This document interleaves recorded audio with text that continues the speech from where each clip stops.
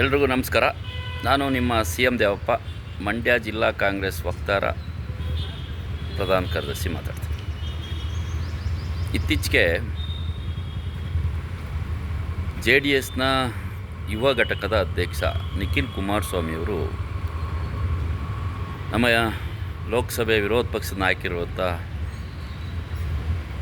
ರಾಹುಲ್ ಗಾಂಧಿಯವ್ರ ಬಗ್ಗೆ ಮಾತಾಡಿದ್ದಾರೆ. ಒಂದು ಪುಸ್ತಕ ಇಟ್ಕೊಂಡು ಅಳ್ಳಾಡಿಸ್ಬಿಟ್ರೆ ಆಗಲ್ಲ ಅಂತ ಹೇಳ್ತಾರೆ. ಮಿಸ್ಟರ್ ನಿಖಿಲ್ ಕುಮಾರಸ್ವಾಮಿ ಅವರೇ, ಆ ಪುಸ್ತಕ ಅಳ್ಳಾಡಿಸ್ಬಿಟ್ರೆ ಬರಲ್ಲ ಅನ್ನೋದು ಅದು ಸಂವಿಧಾನದ ಪುಸ್ತಕ. ಬಾಬಾ ಸಾಹೇಬ್ ಅಂಬೇಡ್ಕರ್ ಅವರು ಬರೆದಿರುವಂಥ ಸರ್ವ ಜನಾಂಗ ಶಾಂತಿಯಿಂದ ಬದುಕುವಂಥ, ಗೌರವದಿಂದ ಬದುಕುವಂಥ, ಘನತೆಯಿಂದ ಬದುಕುವಂಥ, ಗರ್ವದಿಂದ ಬದುಕುವಂಥ ಸಂವಿಧಾನ, ಸಮಾನತೆಯನ್ನು ಸಾರುವ ಸಂವಿಧಾನದ ಪುಸ್ತಕ. ರಾಹುಲ್ ಗಾಂಧಿಯವರು ಅಂದರೆ ನೀವು ತಿಳ್ಕೊಂಡಿರೋ ರಾಹುಲ್ ಗಾಂಧಿ ಅಲ್ಲ. ಒಬ್ಬ ಮೇಧಾವಿ, ವಿಚಾರವಂತ, ಬುದ್ಧಿಜೀವಿ, ಮಾನವತಾವಾದಿ. ಇಡೀ ಅಂತಾರಾಷ್ಟ್ರೀಯ ಮಟ್ಟದಲ್ಲಿ ವಿಚಾರವನ್ನು ಮಂಡನೆ ಮಾಡಲಿಕ್ಕೆ ಹಲವಾರು ವಿಶ್ವವಿದ್ಯಾನಿಲಯಗಳು ಅವರನ್ನು ಆಹ್ವಾನ ಮಾಡ್ತವೆ.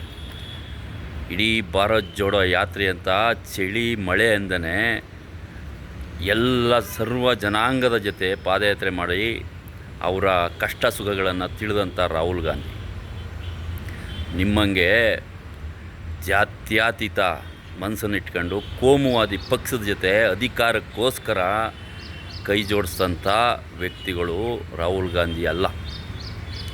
ನೀವು ಅವ್ರ ಬಗ್ಗೆ ಮಾತಾಡಬೇಕಾದ್ರೆ, ಸಂವಿಧಾನದ ಬಗ್ಗೆ ಮಾತಾಡಬೇಕಾದ್ರೆ ಹುಷಾರಾಗೆ ಮಾತಾಡಬೇಕು. ನಿಮ್ಮಂಗೆ ಅಧಿಕಾರಕ್ಕೋಸ್ಕರ ಸಿಕ್ಕ ಅಧಿಕಾರವನ್ನು ಕಬಳಿಸುವಂಥ, ಆಸ್ತಿಯನ್ನು ಕಬಳಿಸುವಂಥ ಮನಸ್ಥಿತಿಯವರಲ್ಲ. ಮಂಡ್ಯ ಜಿಲ್ಲೆಗೆ ಕೃಷಿ ಸಚಿವರು ಒಂದು ವಿಶ್ವವಿದ್ಯಾನಿಲಯ ಅಂತಂದರೆ ನಿಮ್ಮ ದೊಡ್ಡಪ್ಪ ವಿರೋಧ ಮಾಡ್ತಾರೆ, ಬಹಿರಂಗವಾಗಿ ಗಲಾಟೆ ಮಾಡ್ತಾರೆ. ನೀವು ಕೇಳಲಿಕ್ಕೆ ನಿಮ್ಮ ಅಪ್ಪ ಮಕ್ಕಳು ನಿಮಗೆ ತಾಕತ್ತಿಲ್ಲ, ಗುಂಡಿಗೆ ಇಲ್ಲ. ನಿಮಗೆ ಮಂಡ್ಯ ಜಿಲ್ಲೆ ಜನತೆ ಓಟ್ ಬೇಕು, ಅಧಿಕಾರ ಬೇಕು, ಅವರ ಋಣ ಬೇಕು.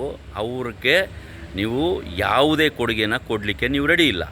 ತಾಕತ್ತಿದ್ರೆ ಸ್ಟಾಪ್ ಹೇಳಿ, ಸುಮ್ಮನಿರಪ್ಪ ಅಂತೇಳಿ ನಿಮ್ಮ ದೊಡ್ಡಪ್ಪಂಗೆ, ನಿಮ್ಮಪ್ಪ ಕೇಳಲಿ, ನಿಮ್ಮ ತಂದೆ ಕೇಳಲಿ, ಸುಮ್ಮನಿರ ಕೇಳಿ. ತಾಕತ್ತಿದ್ರೆ, ಗುಂಡಿಗೆ ಇದ್ದರೆ ಮುಂದೆ ದಿನಗಳಲ್ಲಿ ನೀವು ಈ ರೀತಿ ಎಲ್ಲ ಮಾತಾಡೋಕ್ಕೆ ನಮ್ಮ ವಿರೋಧ ಇದೆ.